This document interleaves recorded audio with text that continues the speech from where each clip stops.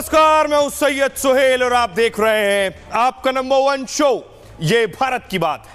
उम्मीद करते हैं आप सभी पूरी तरह से फिट होंगे और बहुत बहुत सेहतमंद होंगे। और आइए शुरुआत करने जा रहा हूं आज की पहली बड़ी खबर के साथ। और पहली बड़ी खबर, प्रधानमंत्री नरेंद्र मोदी ने सेना को खुली छूट दे दी है एक्शन के लिए, लेकिन देश में एक्शन शुरू हो गया है सभी घुसपैठ करने वालों पर। यह तस्वीर मैं आपको दिखा रहा हूं, बांग्लादेशी घुसपैठियों ने जो अवैध कब्जा किया था, दावा है कि उनके लिए बाकायदा बुलडोजर एक्शन शुरू हुआ। देख रहे हैं आप, लगभग 50 से ज्यादा बुलडोजर लगाए गए, डंपर लगाए गए, फोर्स लगाई गई है। बांग्लादेशी घुसपैठी जिन्होंने अवैध कब्जा करके मकान बनाए थे, उस पर यह एक्शन हुआ है।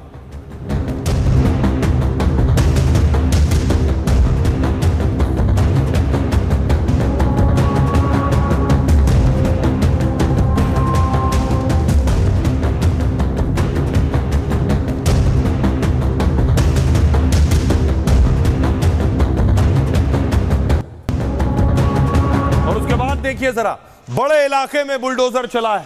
दावा है कि ये बांग्लादेशियों के घर थे जो अवैध तरीके से घुसे थे और यहां कुछ बांग्लादेशी घुसपैठियों का अलकायदा से भी कनेक्शन रहा है। यह दावा किया है सरकार ने कोर्ट में।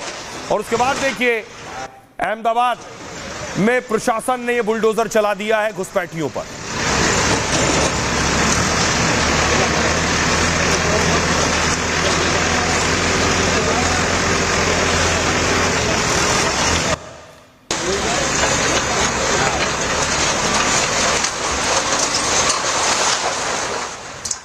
अब देखिए, पाकिस्तान का सब कुछ बैन हो, पाकिस्तान से आने वाला सामान बैन हो, पाकिस्तान से मसाला आता है उसके बैन की मांग करने के लिए उस कंपनी में पहुंचे हैं। देखिए संगठन के लोग। पैकेट आप भी चलाओ, इधर चलो, निकालो, मैनेजर चल निकाल बाहर जल्दी, शाम का मसाला जितना भी है ये तुम लोग का बस आप ही ऑर्डर किए है। मैनेजर को बोला दूंगा, मैनेजर निकाल बाहर जल्दी ये सब सामान। चल पाकिस्तान मुर्दाबाद, पाकिस्तान मुर्दाबाद।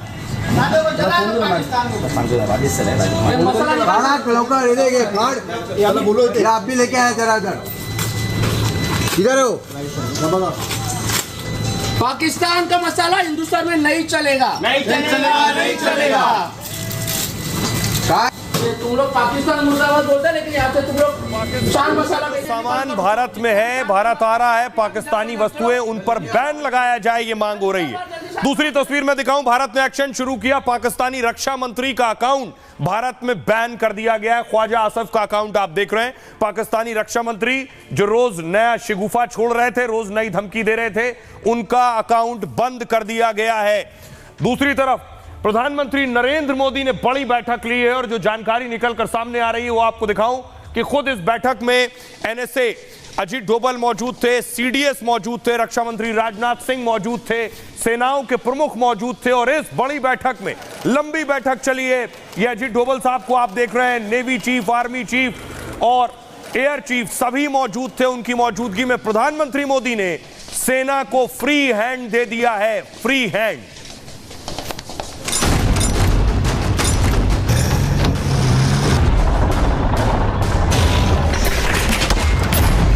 हमारे पास समय सीमित है, लक्ष्य बड़े हैं। हमारे पास समय सीमित है, लक्ष्य बड़े हैं।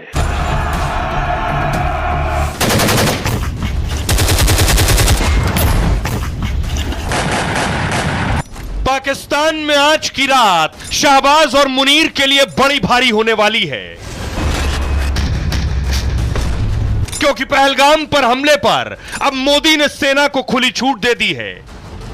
बेगुनाहों के कत्ल को लेकर सेना ने पाकिस्तान में सभी टारगेट सेट कर लिए हैं।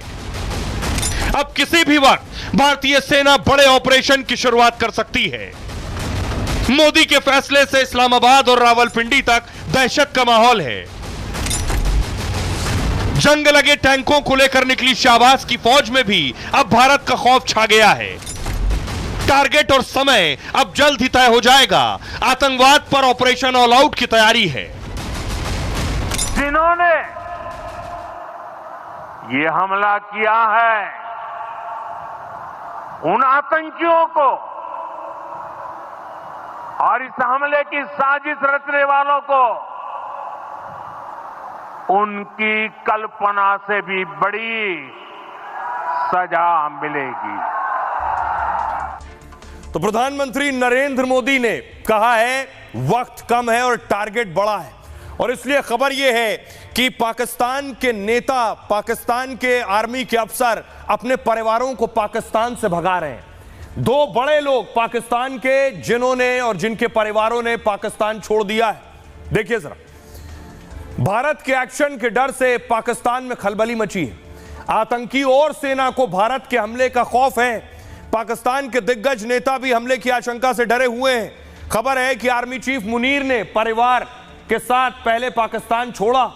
मुनीर ने पाकिस्तान से अपने परिवार को दूसरे देश में शिफ्ट कर दिया। अब बिलावल भुट्टो का परिवार भी पाकिस्तान से गायब हो गया है। पीपीपी के अध्यक्ष बिलावल का परिवार सुरक्षित जगह पहुंच गया है। बिलावल के परिवार के कनाडा भागने की खबर है। सिंधु समझौता सस्पेंड होने पर बिलावल ने धमकी दी थी, पानी रोका गया तो खून की नदियां बहेंगी, लेकिन पाकिस्तान छोड़ने वालों की लिस्ट में सबसे आगे। भुट्टो के परिवार के पास पाक छोड़ने से खौफ साफ दिख रहा है परिवार पर।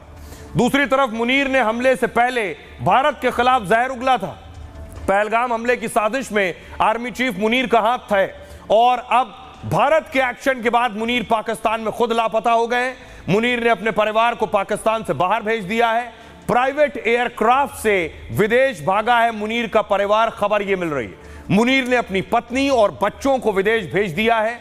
परिवार को ब्रिटेन और न्यू जर्सी भेजने का दावा किया जा रहा है। पाक आर्मी के दूसरे अफसरों ने भी अपने अपने परिवारों को विदेश भेज दिया है। खुद मुनीर के रावलपिंडी के बंकर में छिपने का दावा है, और पाकिस्तान की सेना में इस्तीफों की भी झड़ी लग गई है। इस स्थिति में आइए अब आपको सुनवाता हूं, खुद पाकिस्तान के रक्षा मंत्री ये मान रहे हैं कि भारत कुछ बड़ा करने वाला है। सुनिए। हमारे पास रिपोर्ट्स हैं कि इंडिया वाले जो हैं वो आईईडीज और इस किस्म के जो वेपन्स हैं या डिवाइसेस जो हैं वो डिस्ट्रीब्यूट कर रहे हैं, और वो डिस्ट्रीब्यूट कर रहे हैं तालिबान को, टीटीपी को, और दूसरा इसको बीएलए को, कि वो they should go deep into Pakistan. तो उनका ख्याल है कि तालिबान जो है they are operating on the border districts of KP, और इसी तरह वो भी जो है मुख्तलिफ जगहों पे जहाँ पे उनकी रीच आसानी है। तो they want to strike at the heart of the country, यानी मेन सिटीज जो हैं, कराची है, पेशावर है, लाहौर है, इस तरह। ये हमारे पास जो है बिल्कुल वेरीफाइड इंटेलिजेंस रिपोर्ट्स हैं, और उनकी गवर्नमेंट जो है ये चीजें जो है ना ये सारा कुछ सामान जो है ना प्रोवाइड कर रही है। तो ये इस किस्म का फिर कोई ड्रामा करना चाहते हैं, लेकिन वी विल रिएक्ट बिल्कुल। हम जितनी फोर्स वो इस्तेमाल करेंगे, फिर उससे कुछ 10-20% ज्यादा ही हम इस्तेमाल करेंगे। तो ख्वाजा आसिफ ये मान रहे हैं कि भारत कुछ करने वाला है। दूसरी तरफ मुनीर का हाथ है इसमें, क्योंकि मुनीर खुद बंकर में छिप गया है और परिवार को विदेश भेज दिया, क्योंकि मुनीर के साथ ये जो देख रहे हैं आतंकी, इसका नाम है मूसा। यही आतंकी पहलगाम अटैक में आया था। इसका मुनीर से ताल्लुक क्या है मैं आपको बताऊंगा। पहले इसकी अगली तस्वीर देखिए। ये आप देख रहे हैं, ये जो चौथा आतंकी है, इन 4 आतंकियों में चौथा पाकिस्तानी सेना में रह चुका है और पहलगाम में अटैक किया है। 28 भारतीयों को मारने में इसका हाथ है। ये खुद पहलगाम हमले में था। अगली तस्वीर देखिए। ये आप देख रहे हैं, बाकायदा आतंकियों ने रेकी की है। ये हमले से कुछ रोज पहले की तस्वीर है। पीछे आपको 2 शख्स जो जाते नजर आ रहे हैं, ये दोनों आतंकी हैं। बताया जा रहा है ये पहले पहलगाम गए। पहलगाम में कहां टूरिस्ट आ रहे हैं, कहां मौजूद होते हैं, टूरिस्ट क्या कर रहे होते हैं, इसकी रेकी की है इन लोगों ने पहलगाम में घूमकर। ये कुछ वक्त पहले किसी ने वीडियो बनाया जो पहलगाम में था। बाद में जांच एजेंसियों ने जांच की तो दावा किया कि ये 2 आतंकी रेकी करके गए थे। अगली तस्वीर मैं आपको दिखाऊं, बाकायदा एक चैट ग्रुप सामने आया है। उसमें लगभग 100 से ज्यादा लोग ग्रुप में जुड़े हुए हैं। देखिए उस ग्रुप में क्या बातचीत हो रही है।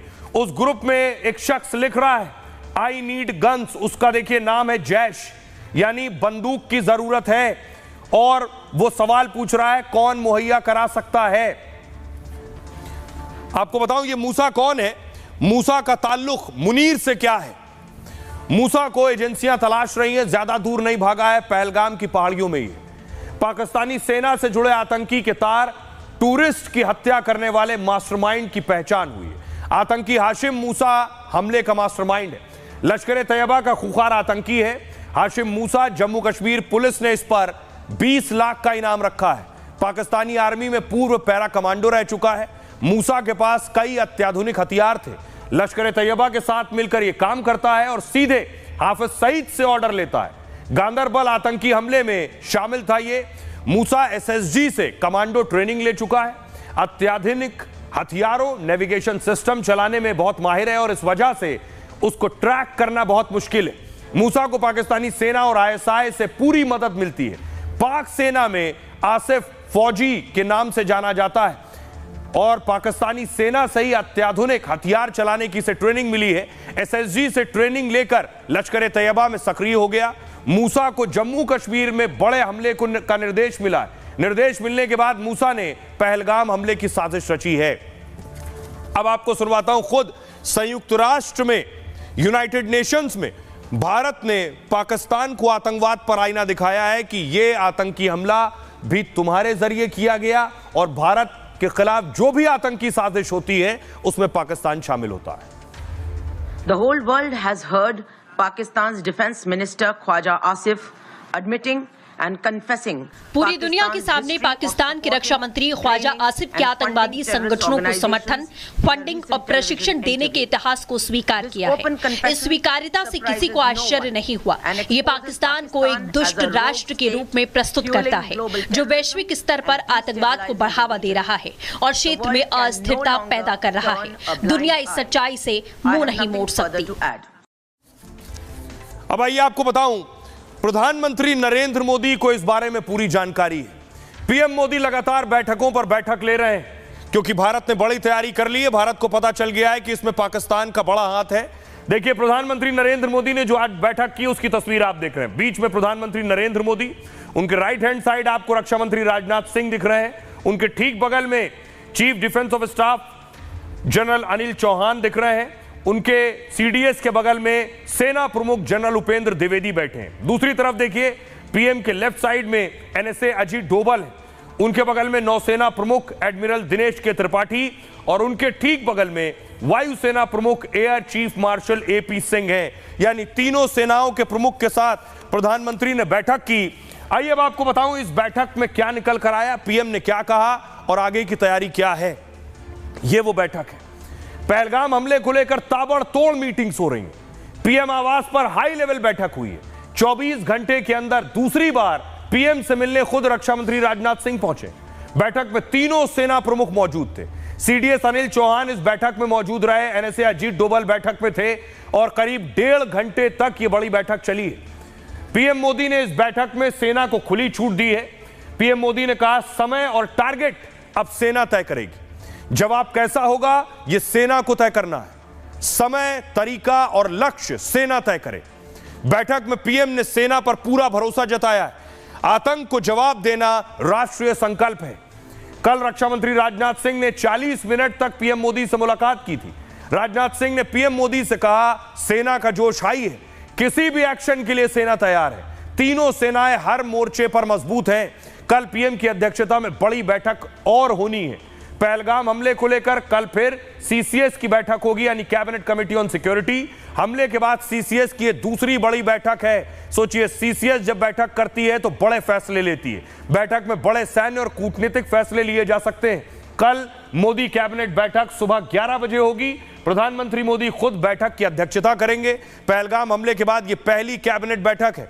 सीसीएस की बैठक के बाद सीसीपीए की बैठक होगी और राजनीतिक मामलों की कैबिनेट समिति की यह बैठक है। ये कल दिन भर बड़ी बैठकों का दौर चलता रहेगा। आइए अब आपको सुनवाता हूं, सुनिए जरा। पीएम मोदी ने सेना को खुली छूट दे दी है। साफ कह दिया है, सेना तय करेगी कैसे जवाब देना है और कब देना है। सुनिए एकनाथ शिंदे क्या कह रहे हैं और इंद्रेश कुमार क्या कह रहे हैं। ये मोदी जी इनको छोड़ेंगे नहीं, इसका बदला लेंगे, करारा जवाब देंगे और निश्चित रूप से इसके बाद पाकिस्तान और आतंकवादियों को हमला करने की हिम्मत ना हो, ऐसी सबक देश के प्रधानमंत्री सिखाएंगे, पाकिस्तान का नामो निशान मिटाएंगे। आज पाकिस्तान ऐसे कगार पर खड़ा है कि सिंध, बलूच, पख्तूनिस्तान, POJK और पंजाबी पाकिस्तान उससे आज़ादी मांग रहे हैं। POJK, स्वात घाटी वगैरह बामेन ये हिंदुस्तान चाहते हैं, बाकी आज़ादी चाहते हैं। तो पाकिस्तान स्वयं टूटने के कगार पर खड़ा है। उसको लगता है हिंदुस्तान के खिलाफ नफरत पैदा करके वो अपने बिखराव को बचा लेंगे, जो शायद उनके लिए संभव नहीं है। तो प्रधानमंत्री नरेंद्र मोदी ने फ्री हैंड दे दिया है। दूसरी तरफ भारत के साथ कंधे से कंधा मिलाकर इजराइल खड़ा हुआ है, यानी नेतन्याहू। इजराइल क्योंकि आतंक का दंश झेल चुका है और बड़ा दंश झेला है, इसलिए इस वक्त इजराइल का सीधा हाथ भारत के साथ है। देखिए क्या कह रहे हैं इजराइल। पहले दिन जिस दिन हमला हुआ उसके बाद हर रोज इजराइल की तरफ से बयान सामने आ रहा है। दुनिया मान रही है कि युद्ध किसी भी वक्त हो सकता है, लेकिन इजराइल ने भारत को खुले समर्थन का ऐलान कर दिया है। इजरायली राजदूत ने कहा है कि भारत को आत्मरक्षा का अधिकार है और हम भारत की आत्मरक्षा के अधिकार का समर्थन करते हैं। भारत जानता है कि उसे क्या करना है और उसकी संप्रभुता का मामला है। उन्होंने कहा हम भारत सरकार की हर जरूरत की में सेवा को तैयार हैं, क्योंकि यह जरूरत का समय है, यह संकट का समय है। भारत के पास वो सब कुछ मौजूद है जिसे लेकर उसे जरूरत है, लेकिन हम निश्चित रूप से भारत के साथ सहयोग बढ़ाने को तैयार हैं, चाहे वो खुफिया जानकारी हो या कार्य प्रणाली या फिर टेक्नोलॉजी क्यों ना हो। हम जानते हैं कि भारत के साथ क्या हुआ है, हम साथ खड़े होना चाहते हैं। करगिल युद्ध के दौरान आपको बताऊं, इजराइल भारत के साथ मैदान में था और तब इजराइल ने सटीक हवाई हमलों के लिए लेजर गाइडेड बम दिए थे भारत को। इसके अलावा इजराइल ने सैटेलाइट सर्विलांस में भी भारत की मदद की थी, जिससे भारत को जंग में पाकिस्तानी मूवमेंट की सटीक जानकारी मिली थी और पाकिस्तान युद्ध के मैदान में भारत से बुरी तरह से हार गया था। मौजूदा वक्त में भी भारत और इजराइल के बीच गहरे सैन्य संबंध है और भारत ने इजराइल से डिफेंस सिस्टम, ड्रोन समेत कई हथियार भी खरीदे। अब इजराइल ने पाकिस्तान के मुद्दे पर फिर भारत का समर्थन कर दिया है। और सुनिए जरा इजरायली राजदूत क्या कह रहे हैं। What we saw few days ago in Kashmir, it's unacceptable. कुछ दिन पहले कश्मीर में हुआ आतंकी हमला अस्वीकार्य है। वहां से सामने आई तस्वीरें दिल दहला देने वाली हैं। पाकिस्तान को कश्मीर में अपनी आतंकी गतिविधियों से बाज आना होगा। और जिस वक्त सोचिए खुद इजराइल भारत के साथ खड़ा है और भारत के तेवर आप देख रहे हैं, इसलिए पाकिस्तान की टेंशन बढ़ी। पाकिस्तान देखिए क्या कर रहा है, रोज इस तरह के प्रोपेगेंडा वीडियो डालने की कोशिश करता है। वहां का जो मूवमेंट हो रहा है वो मूवमेंट सोशल मीडिया पर डालता है, जिससे बता सके हम तैयार हैं, हम तैयारी कर रहे हैं भारत को जवाब देने के लिए। ये पाकिस्तानी टैंक आप देख रहे हैं।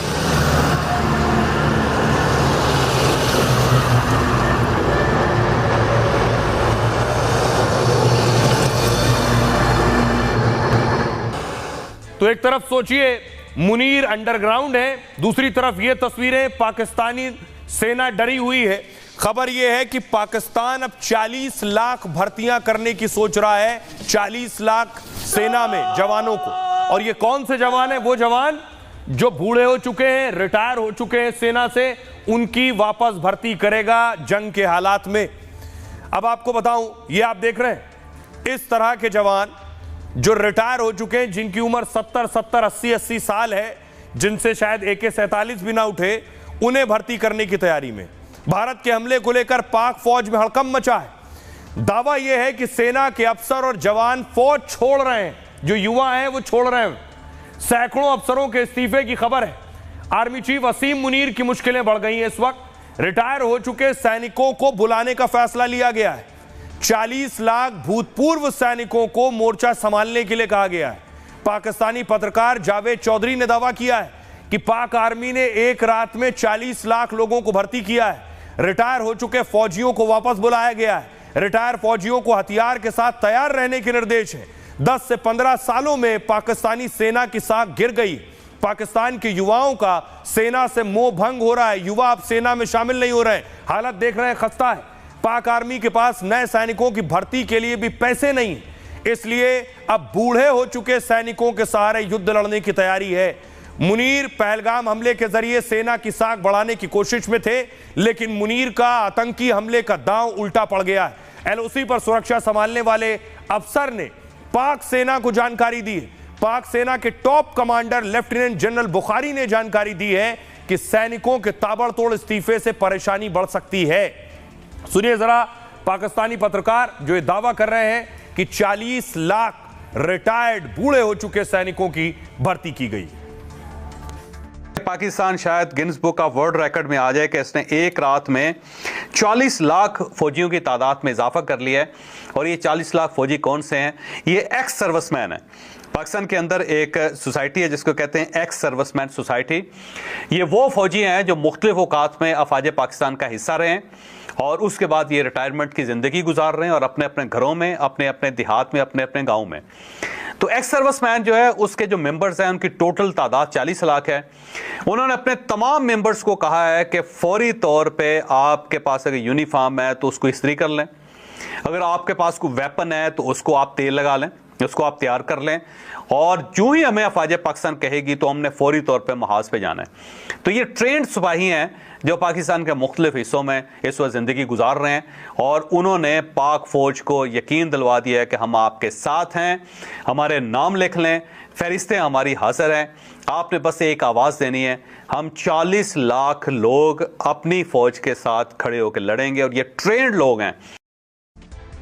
तो पाकिस्तान 40 लाख बुजुर्गों को जोड़ रहा है, दूसरी तरफ डर में आतंकी हैं कि इन्हें डर है कि कुछ तो होने वाला है। खबर यह मिल रही है कि ये आतंकी दरअसल बंकरों में छिप गए।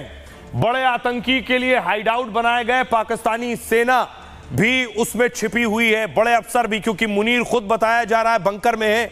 पहलगाम हमले के बाद निशाने पर पाक के आतंकी हैं। इस वक्त हमलों के डर से एलओसी के पास से आतंकियों को हटाया गया है। आतंकियों को लॉन्चिंग पैड से हटने का आदेश दिया गया है। एलओसी के पास पाकिस्तानी आतंकियों का लॉन्चिंग पैड है। कश्मीर में घुसपैठ के लिए इस इलाके का इस्तेमाल होता है। जैश ए मोहम्मद, लश्कर ए तैयबा के आतंकियों का यह ठिकाना है, लेकिन भारत के हमलों के डर से यह इलाका खाली कराया गया है। लॉन्चिंग पैड से आतंकियों को पाकिस्तान ने हटा दिया है।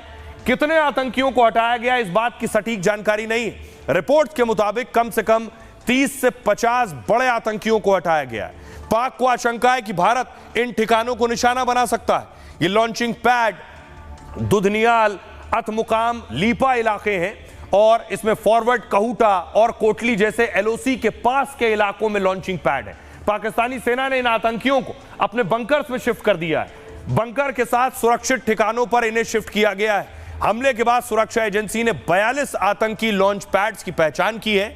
यहां 150 से 200 ट्रेंड आतंकी अलग अलग कैंप में घुसपैठ के लिए तैनात हैं। अब इन सबको पाकिस्तान ने बंकर से शिफ्ट कर दिया है। उसे डर था कि भारत इन्हें टारगेट करेगा। आइए आपको सुनवाता हूं, सुनिए जरा मरियम नवाज क्या कह रही हैं और महबूबा मुफ्ती क्या कह रही हैं। इंडिया और पाकिस्तान के बॉर्डर्स पे टेंशन है, एक खतरा मंडला रहा है। फिक्र करने की जरूरत नहीं है। अल्लाह ताला ने पाकिस्तान को और पाकिस्तानियों को और पाकिस्तान की अफवाज को इतनी ताकत दी है कि वो दुश्मन का हर वार का मुकाबला कर सकते हैं।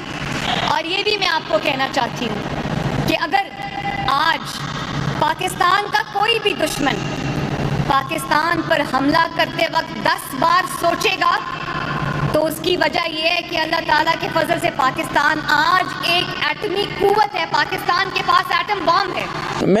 मेरी गुजारिश है होम मिनिस्टर साहब से कि हम समझते हैं, हम तकलीफ को समझते हैं, हम इस तकलीफ को महसूस करते हैं। तो पूरे मुल्क में गुस्सा है, मगर जम्मू कश्मीर के लोग जो उन्होंने इस तकलीफ को 30-35 साल से बर्दाश्त किया और हम समझते हैं इस बात को। जैसे जो मिलिटेंट्स के साथ डील करते हुए ये जरूरी है कि ध्यान रखा जाए कि आम लोगों के घर न गिराया जाए। कश्मीरी लोग जिस तरह से बाहर आ गए, सड़कों पे आ गए, प्रोटेस्ट किए, शट डाउन किया, तो उन्होंने पूरे मुल्क को बताया कि आपका दुख हमारा दुख है। तो मरियम नवाज की गीदड़ भभकी आपने सुन ली, लेकिन सोचिए पाकिस्तान युद्ध लड़ेगा कैसे। पाकिस्तान बेशक जंग की तैयारी के वीडियो डाल रहा हो, जंग लगे टैंक्स के जरिए, लेकिन पाकिस्तान कर्जा मांग रहा है। अभी सोचिए, जंग के मुहाने पर पहुंचा है और कर्ज मांग रहा है कि पैसा दे दो। पाकिस्तान की आर्थिक स्थिति बहुत खस्ता है। पाकिस्तान पर 70 लाख करोड़ पाकिस्तानी रुपए का कर्जा है। कुल बाहरी कर्ज और देनदारी 36,512 अरब रुपए। सवाल है कि कर्ज में डूबा पाकिस्तान युद्ध कैसे लड़ेगा। अनुमान है कि युद्ध का एक दिन का खर्च 5 से 8 हजार करोड़ रुपया हो सकता है। मौजूदा स्थिति में पाक इतने खर्च करना बर्दाश्त नहीं कर सकता है। पाक के पास केवल जरूरी सामान खरीदने के पैसे हैं और पाकिस्तान ने अंतर्राष्ट्रीय मुद्रा कोष में 11,000 करोड़ की भीख मांगी है। 9 मई को IMF इस पर कर्ज पर फैसला करने वाला है। विश्व बैंक यानी वर्ल्ड बैंक ने पाकिस्तान को $108 मिलियन की सहायता दी है। पाकिस्तानी रुपए में 30 अरब 30 करोड़ की सहायता मिली है। उसे पाकिस्तान के खैबर पख्तूनख्वा प्रांत के लिए मदद मांगी है, यानी खैबर पख्तूनख्वा के नाम पर यह मदद मांगी है। पाकिस्तान की GDP लगातार गिर रही है। विश्व बैंक ने GDP को 3% से घटाकर 2.6% कर दिया है। यह है पाकिस्तान की स्थिति और पाकिस्तान युद्ध के ख्वाब देख रहा है। सुनिए जरा क्या कुछ कह रहे हैं मौलाना फजलुर रहमान। हिंदुस्तान इसराइल के शाना बशाना खड़ा है। पहलगाम के वाक़े का मलबा पाकिस्तान के ऊपर डालना, इसकी क्या हैसियत है? आपने पाकिस्तान से इंतकाम लेने की बात की है। मोदी जी, लाहौर आपको कह रहा है। ताहद नजर लाहौर का इज्तिमा आपको पैगाम दे रहा है कि जरा आगे तो बढ़िए, सन 65 का हशर अहालिया ने लाहौर दोबारा न कर दे। ललकार है, ललकार है, ललकार है, ललकार है। तो वो ललकार रहे हैं और भारत इधर काम कर रहा है और एक्शन ले रहा है। पाकिस्तान की एयरलाइंस के लिए भारत हवाई क्षेत्र बंद करने जा रहा है कि पाकिस्तान का जो पैसेंजर प्लेन है ये भी भारत के ऊपर से नहीं उड़ेगा और इसी तरह अपने बंदरगाहों का इस्तेमाल भी भारत पाकिस्तान के लिए बंद कर देगा। देखिए तैयारी क्या है, ये आप देख रहे हैं भारत का नक्शा। अब तक पाकिस्तानी जहाज को अगर थाईलैंड और मलेशिया जाना है तो भारत के ऊपर से उड़ान भरकर जा सकता था। भारत हवाई क्षेत्र बंद करने जा रहा है तो देखिए या तो चीन से घूमकर थाईलैंड मलेशिया जाएंगे विमान या फिर श्रीलंका की तरफ से घूमकर जाएंगे। भारत पाकिस्तान के बीच जंग जैसे हालात हैं। पाकिस्तान ने भारतीय विमानों के लिए एयर स्पेस बंद कर दिया तो भारत ने पाकिस्तान पर कई तरह की पाबंदियां लगा दी हैं। भारत सरकार पाकिस्तानी विमानों के लिए एयर स्पेस बंद कर सकता है। पाकिस्तानी एयरलाइंस के भारतीय क्षेत्र में प्रवेश पर रोक लग सकती है। ऐसा होने पर पाकिस्तानी विमानों को लंबी दूरी तय करनी पड़ेगी। थाईलैंड मलेशिया जैसे देशों के जाने के लिए चीन के रास्ता जाना पड़ेगा या श्रीलंका के रास्ते भी पाकिस्तानी विमान उड़ान भर सकते हैं, लेकिन भारत के ऊपर से नहीं जा पाएंगे। पाकिस्तानी एयरलाइंस अभी भारतीय वायु क्षेत्र में आने से बच रही है। भारत की तरफ से कार्रवाई का डर उसे सता रहा है। दूसरी कार्रवाई जो भारत करने वाला है, भारतीय बंदरगाहों पर भी बैन लगाने का विचार कर रहा है। पाकिस्तानी जहाजों को भारतीय बंदरगाहों पर बैन कर सकता है। पाकिस्तान को एयर स्पेस बंद करने का नुकसान उठाना पड़ रहा। भारतीय विमानों से मिलने वाला जो ओवरफ्लाइट फीस है वो बंद हो गई है। ओवरफ्लाइट फीस हवाई क्षेत्र के इस्तेमाल के लिए जो शुल्क दिया जाता है उसे कहते हैं। अब भारतीय विमान पाकिस्तान के एयर स्पेस का इस्तेमाल नहीं कर रहे हैं। 2019 में पुलवामा हमले के दौरान पाक ने एयर स्पेस बंद कर दिया था, तब पाकिस्तान को 2800 करोड़ का नुकसान हुआ था। अब देखिए भारत बंदरगाह बंद करेगा तो पाकिस्तान का कोई जहाज भारतीय बंदरगाह पर नहीं रुक पाएगा। आइए आपको सुनवाता हूं, सुनिए डिफेंस एक्सपर्ट इस एक्शन पर क्या कह रहे हैं। अपना कॉन्फिडेंस बढ़ाने के लिए, अपनी ट्रेनिंग चेक करने के लिए और सबसे बड़ी बात अपने अवाम को भरोसा देने के लिए कि पाकिस्तान की एयरफोर्स बहुत अलर्ट है, कोई सर्जिकल स्ट्राइक वगैरह नहीं होने देंगे। उसके कारण वो एक्सटेंसिव जो है वहाँ पे पेट्रोलिंग कर रहे हैं, एक्सरसाइजेज कर रहे हैं, जनता को विश्वास दें। इसके कारण उन्होंने एयर स्पेस बंद किया है। बाकी जो एयर स्पेस बंद करने से भारत की फ़्लाइट्स को थोड़ा फ़र्क ज़रूर पड़ेगा क्योंकि समुद्र के रास्ते घूम के आना पड़ेगा। वो भी जो दिल्ली से फ़्लाइट जाती हैं, नीचे जो मद्रास से या हैदराबाद से फ़्लाइट जाती हैं उनको कोई फ़र्क नहीं पड़ेगा, वो पाकिस्तानी एयर स्पेस के ऊपर जाती नहीं। पाकिस्तान को भी इसका असर पड़ेगा, क्योंकि कोई भी फ़्लाइट इंडिया के ऊपर से नहीं गुजर पाएगी और उनकी फ़्लाइट जो पाकिस्तानी अदारे हैं, उनके जो एयरक्राफ्ट हैं, वो पहले ही बैंकरप्सी में चल रही है पाकिस्तान इंटरनेशनल एयरलाइंस, तो उनके ऊपर बोझ और भी बढ़ेगा, हमारे से भी ज़्यादा बोझ उनके ऊपर बढ़ेगा। दूसरी तरफ भारत में विरोध हो रहा है। विरोध भारत के अलावा पड़ोसी मुल्क नेपाल में भी हो रहा है। ये काठमांडू की तस्वीर मैं आपको दिखा रहा हूं। काठमांडू में भी पाकिस्तान के खिलाफ विरोध प्रदर्शन हो रहा है, लोग सड़कों पर उतरे हैं। आतंकवाद का ठेकेदार मुर्दाबाद, निर्दोष रगत को हिसाब चाहिए,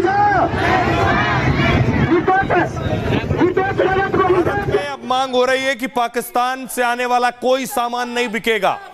बाकायदा आज कुछ संगठनों ने प्रदर्शन किया है। मुंबई में उन फैक्ट्रीज तक गए हैं जहां ये सामान बन रहा था। मुर्दाबाद मुर्दाबाद पाकिस्तान, मुर्दाबाद मुर्दाबाद मुर्दाबाद पाकिस्तान, मुर्दाबाद भारत माता की जय, भारत माता की जय, भारत माता की जय।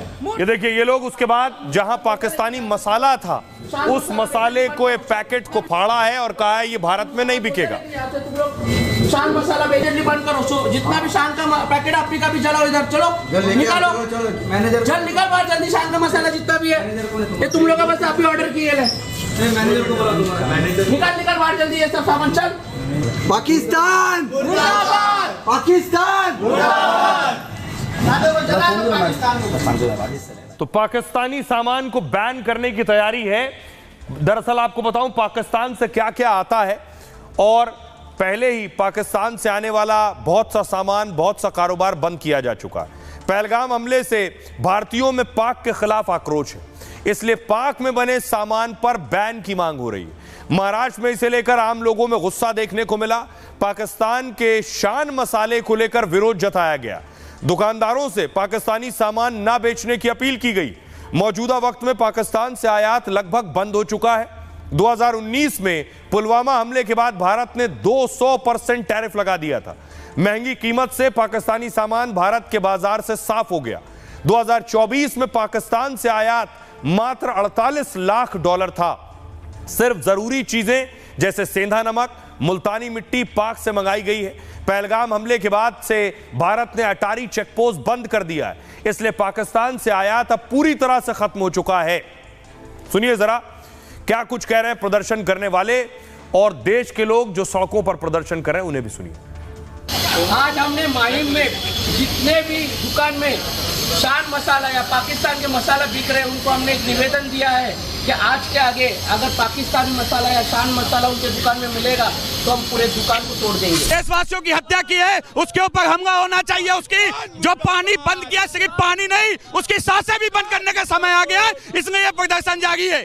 मतलब हिंदू पूछ के उन लोग ने मारा है, तो अगर हम लोग भी इसी टाइप का बदला चाहते हैं कि आतंकवाद को एकदम जड़ से खत्म करना चाहिए, और अगर जैसा वो बिहेव कर रहे हैं उससे डबल उनके ऊपर अटैक करना चाहिए। उनको ऐसी सबक दे कि उनकी रहना साथ पूछते भी आने वाले भी रोने लगे। सख्त कार्रवाई करके, सर्किट स्ट्राइक करके जितने भी आतंकवादी सेवा है, हम भारत सरकार से मांग करेंगे कि जिस तरह पिछली बार भी किया तो इस तरह इस बार भी करें। वो तो पाकिस्तानी सामान और साथ ही साथ जो पाकिस्तानी लोग हैं उन्हें भी कैसे बॉर्डर के रास्ते वापस भेजा जा रहा है। तस्वीर मैं आपको दिखाने जा रहा हूं। अटारी से रोज ये तस्वीरें सामने आ रही। देश के जिन जिन शहरों में, जिन इलाकों में, जिन जिलों में पाकिस्तानी हैं, उन्हें वापस भेजा जा रहा है।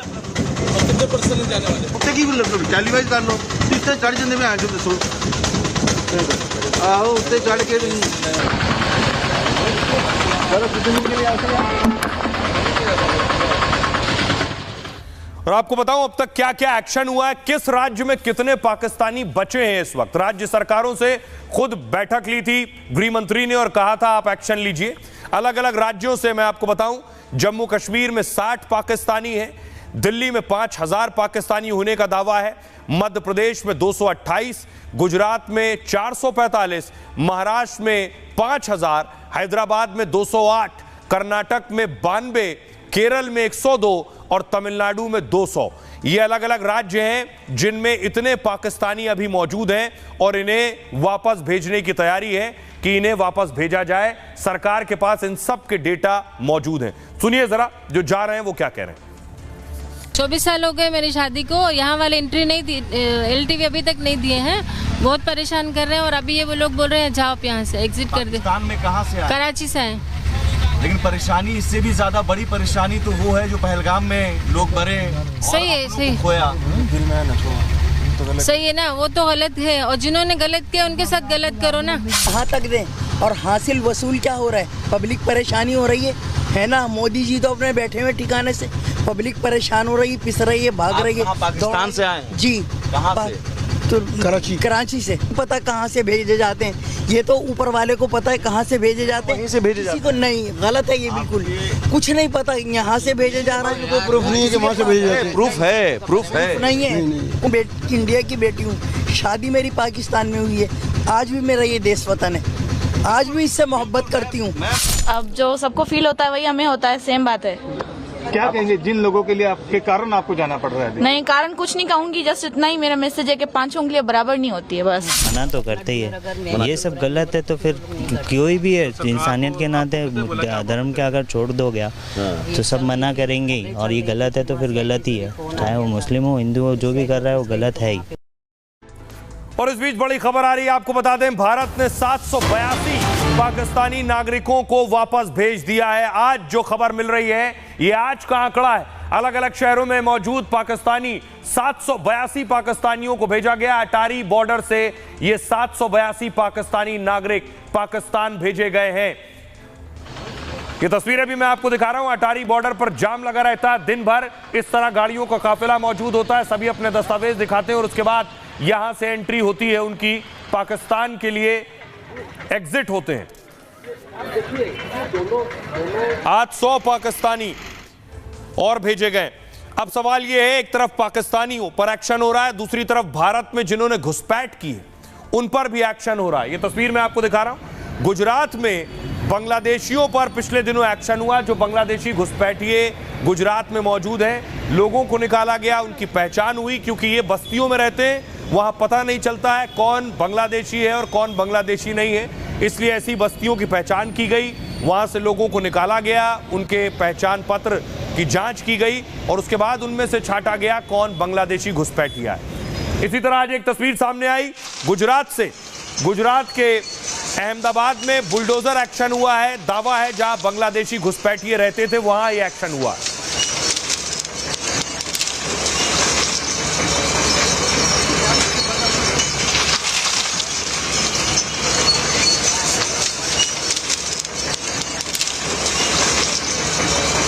जिस शख्स की तस्वीर आप देख रहे हैं, यह तस्वीर वो शख्स है जो बांग्लादेशियों को यहां लाकर बसाता था।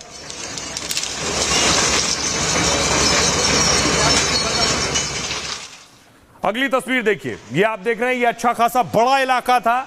इस इलाके पर लोगों ने घर बनाए हुए थे, अवैध निर्माण किया हुआ था।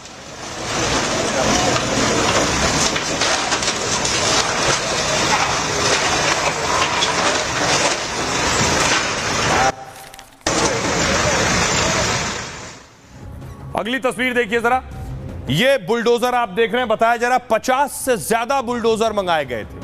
50 से ज्यादा बुलडोजर, डंपर, ये सब बुलाए गए, उसके बाद कार्रवाई शुरू हुई।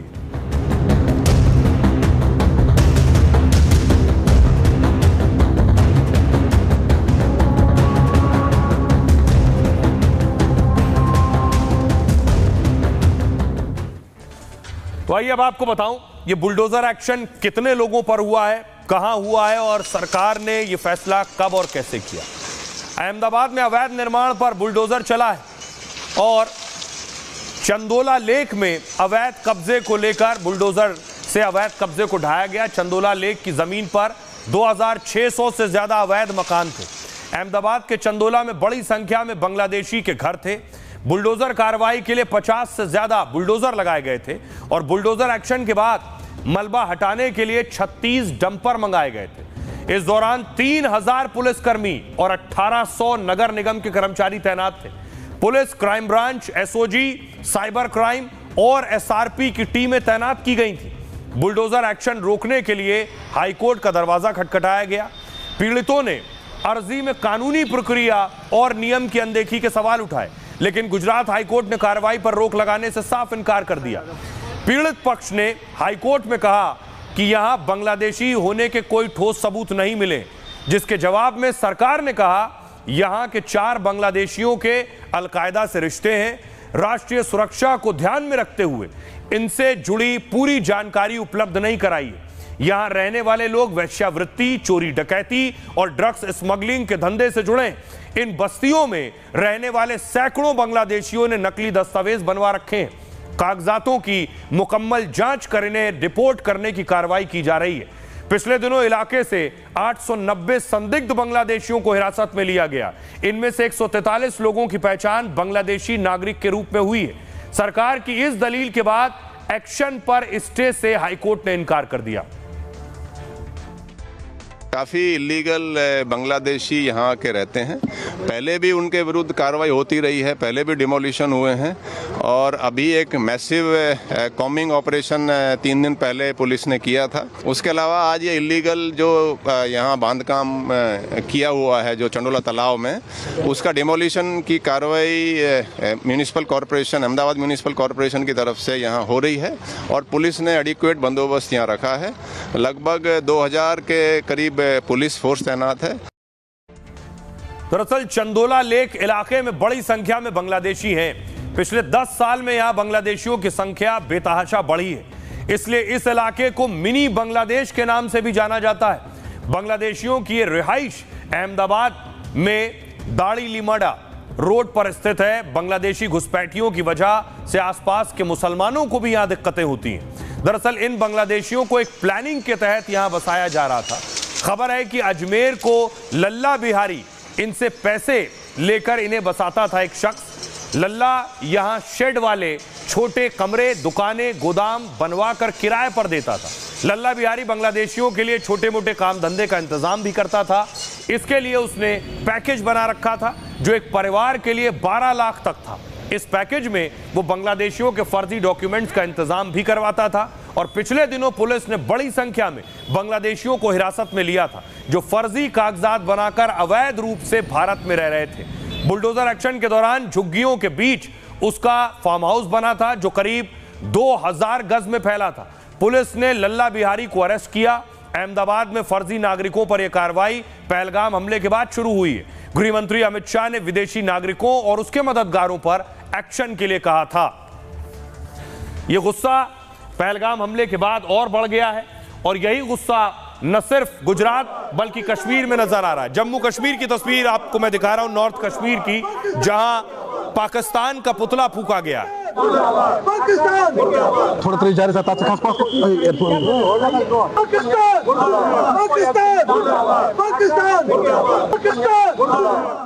दूसरी तस्वीर मैं आपको दिखाऊं जो कश्मीर में वो जगह है जहां टूरिस्ट आते हैं घूमने, उन्हें फिलहाल बंद कर दिया गया है। उन्हीं में से एक जगह ये है, इसे भी बंद कर दिया गया है, योसूमार्ग को। अगली तस्वीर मैं आपको दिखाऊं, दूसरी तस्वीर देख रहे हैं आप, इस जगह पर ताला लगा दिया गया है। 63 में 48 टूरिस्ट डिटेंशन बंद कर दिए गए। डेस्टिनेशन जो है, टूरिस्ट के गंतव्य जो है उन्हें बंद कर दिया गया। 63 में 48 बंद कर दिए गए।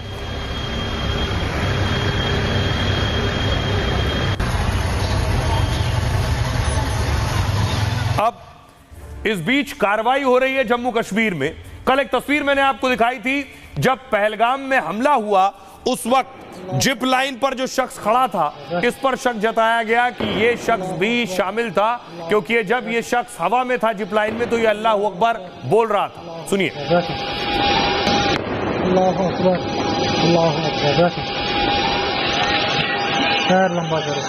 ये आप सुन रहे हैं, जिस वक्त आतंकी गोली चला रहे थे उस वक्त इसकी जुबान से अल्लाह अकबर निकल रहा था। इस पर सवाल उठे।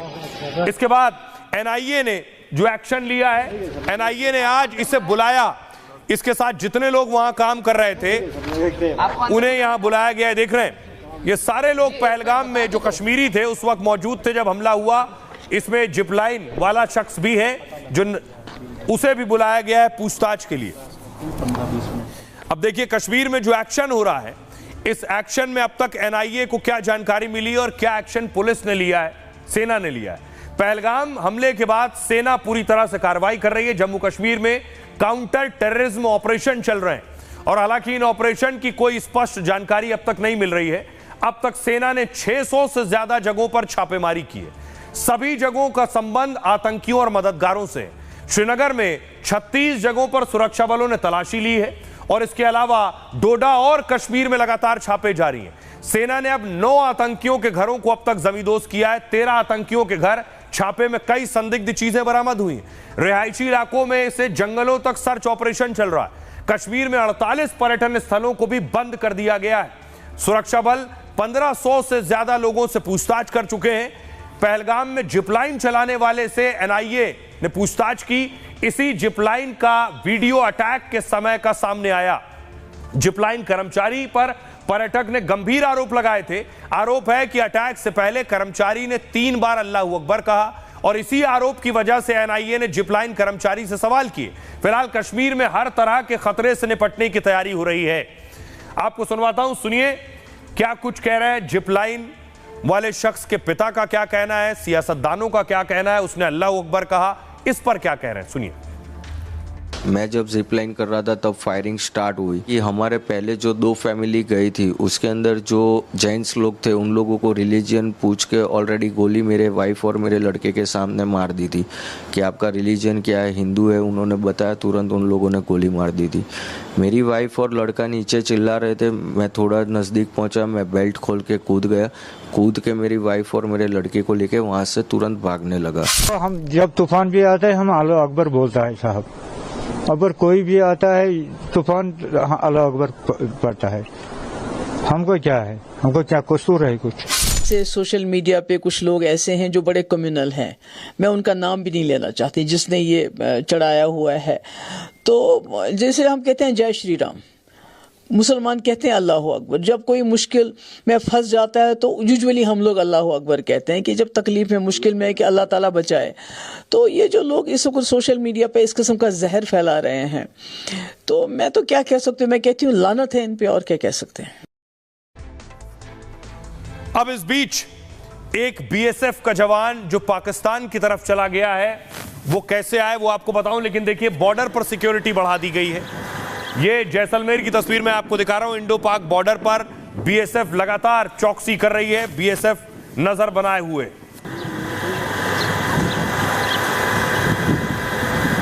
और ऐसे ही बॉर्डर से बीएसएफ का ये जवान पाकिस्तान की तरफ चला गया, जहां पाकिस्तानी रेंजर्स ने इसे पकड़ लिया है। अब इसकी वापसी की मांग हो रही है। इनकी पत्नी पहुंच गई बॉर्डर पर और वो भी मांग कर रही है इन्हें वापस लाया जाए। पहलगाम में हमले के बाद पाक रेंजर्स ने फोटो जारी की। एक बीएसएफ जवान पूर्णव कुमार साव को पकड़ने का दावा किया था। एक तस्वीर में जवान पेड़ के नीचे खड़ा है, उनकी राइफल, पानी की बोतल, बैग और जमीन पर पड़ा है। दूसरे फोटो में बीएसएफ जवान की आंखों में पट्टी बंधी है। जवान की रिहाई के लिए बीएसएफ ने 3 बार फ्लैग मीटिंग बुलाई, लेकिन पाकिस्तान ने जवान की रिहाई पर कोई कदम नहीं उठाया। पूर्णव पश्चिमी बंगाल के हुगली के रहने वाले हैं। होली पर पूर्णव अपने घर आए थे। इसके बाद 31 मार्च को पठानकोट लौट गए थे। 17 साल से वो बीएसएफ में अपनी सेवाएं दे रहे हैं। परिवार में मां, पिता, पत्नी और भाई हैं। जवान के परिवार ने रिहाई के लिए अपील की है और परिवार फिरोजपुर और दिल्ली जाने की तैयारी में है। सुनिए जरा बीएसएफ जवान की माता जी क्या कह रही हैं।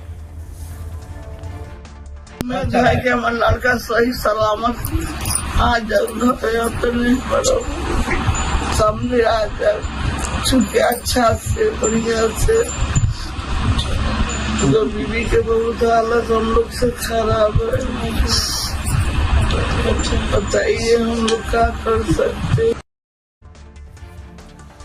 एक तरफ पाकिस्तान को जवाब कैसे देना है इसकी तैयारी हो रही है, दूसरी तरफ यहां सियासी जवाबी की तैयारी चल रही है। राहुल गांधी आज रायबरेली में थे, तस्वीर देख रहे हैं रायबरेली की। रायबरेली से सांसद हैं तो राहुल रायबरेली में थे, लेकिन दूसरी तरफ कांग्रेस के ट्विटर हैंडल से यह तस्वीर पोस्ट की गई। एक धड़ लगा था जिसमें सर नहीं था और ऊपर लिखा था गायब, जिम्मेदारी के समय गायब। यह प्रधानमंत्री नरेंद्र मोदी पर हमला था। इसके बाद देखिए इस तस्वीर को किसने इस्तेमाल किया, पाकिस्तान ने। पाकिस्तान के नेता और मंत्री रहे चौधरी फवाद हुसैन ने ट्वीट किया है। देखिए आखिर क्यों कांग्रेस के ट्वीट को पाकिस्तान इस्तेमाल कर लेता है, हाथों हाथ लेता है। अब सवाल बीजेपी उठा रही है, क्या कांग्रेस पाकिस्तान का मुखौटा है भारत में। अगली तस्वीर देखिए, बीजेपी ने ट्वीट की, प्रधानमंत्री की जो तस्वीर ट्वीट की गई थी, बीजेपी ने लिखा सर तन से जुदा, कांग्रेस और पाकिस्तान की एक ही मानसिकता है। दूसरी तरफ आप देख रहे हैं पाकिस्तानी दूतावास में उनके दूतावास के जो कर्मचारी थे वो अभिनंदन का तस्वीर लेकर गला काटने का इशारा कर रहे थे, और दूसरी तरफ कांग्रेस के ट्विटर हैंडल से प्रधानमंत्री नरेंद्र मोदी की जो तस्वीर साझा की गई है उसमें पीएम मोदी का गला नहीं है। अब कांग्रेस ने ये तस्वीरें और ये ट्वीट जब ट्वीट किया उसके बाद बवाल शुरू हुआ, बीजेपी ने सवाल करने शुरू कर दिए। पाकिस्तान ने जब इसे साझा किया तो कांग्रेस कटघरे में खड़ी हो गई है। खबर यह है कि कांग्रेस ने अब इस तस्वीर को डिलीट कर दिया, इस ट्वीट को डिलीट कर दिया। खबर यह भी है, एक तरफ पूरा देश गुस्से से उबल रहा है, पाक को सबक सिखाने का इंतजार कर रहा है। इस मुश्किल घड़ी में प्रधानमंत्री के साथ पूरा देश खड़ा है। दूसरी तरफ कांग्रेस प्रधानमंत्री नरेंद्र मोदी पर हमले कर रही है। कांग्रेस की सियासत का पाकिस्तान फायदा उठा रहा है और कांग्रेस ने आज एक पोस्ट किया जिसमें प्रधानमंत्री पर तंज कसा। कांग्रेस ने अपने पोस्ट में एक तस्वीर साझा की जो पीएम जैसी दिखती है। इस तस्वीर में सिर गायब है और कैप्शन है जिम्मेदारी के समय गायब।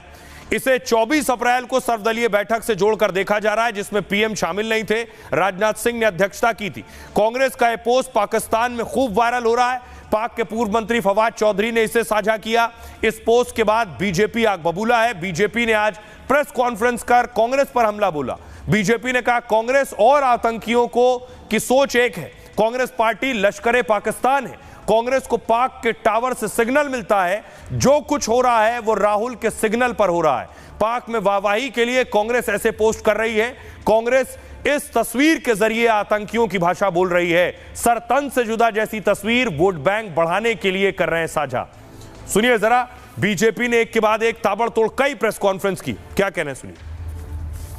140 करोड़ भारतीय एक संकल्प लिए, उस शक्ति को मिट्टी में मिला देंगे जिसने भारत की तरफ बुरी नजरों से देखा। तो दूसरी तरफ एक और शक्ति, आतंकी शक्ति, पाकिस्तान की सोच, आतंकियों की सोच और कांग्रेस पार्टी की सोच, ये एक तरफ है। कांग्रेस का ट्वीट है, बेहतर वो बताएंगे, लेकिन मेरा मानना है कि कुछ चीजें कई बार दुख होता है। जैसे ऑल पार्टी मीट थी, प्रधानमंत्री जी के आने से उस फोरम की गरिमा और बढ़ती, एक जो गांभीर्य है वो बढ़ता। एक सेंसिटिव विषय है और मुझे लगता है इसकी सेंसिटिविटी को समझना विपक्ष की भी उतनी बड़ी जिम्मेदारी। कल जिस तरीके से उमर अब्दुल्ला जी का जम्मू कश्मीर की विधानसभा में जिस तरीके से उनका बयान रहा, इस तरीके की गंभीरता की फिलहाल जरूरत है। विभाजनकारी राजनीति होगी तो तुष्टीकरण की पराकाष्ठा को पार करते हुए आपकी सुरक्षा के साथ ऐसे ही खिलवाड़ करने का कुत्सित प्रयास करेंगे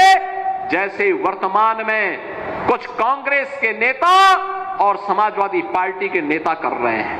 आतंकवादियों का और जिहादियों का और कांग्रेस का डीएनए एक ही है, अलग नहीं है। पाकिस्तान की भाषा अभी तक कांग्रेस वाले ही बोलते आए हैं। जब भी पाकिस्तान के खिलाफ कुछ भूमिका किसी ने ली है, सबसे ज्यादा तकलीफ ये कांग्रेस को ही हुई है। उसका खुलकर सामना करना चाहिए। जिंदगी का यह सूत्र दिया था आचार्य चाणक्य ने।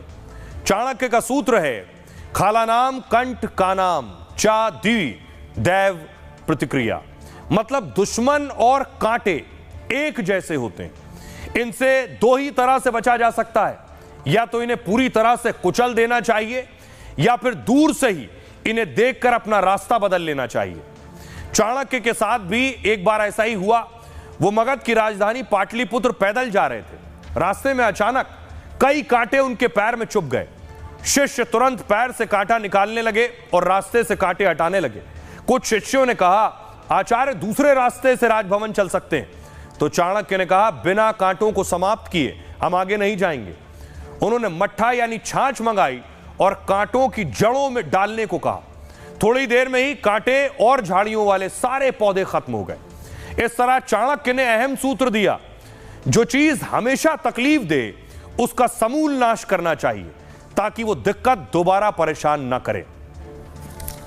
तो ये पाकिस्तान के संदर्भ में भी सटीक बैठता है और जहां से जो अच्छा मिले उसे ग्रहण करना चाहिए। बहरहाल ये भारत की बात है, मैं इतना ही। आप अपना और अपनों का बहुत बहुत ख्याल रखिए। रुक रहे हैं एक ब्रेक के लिए।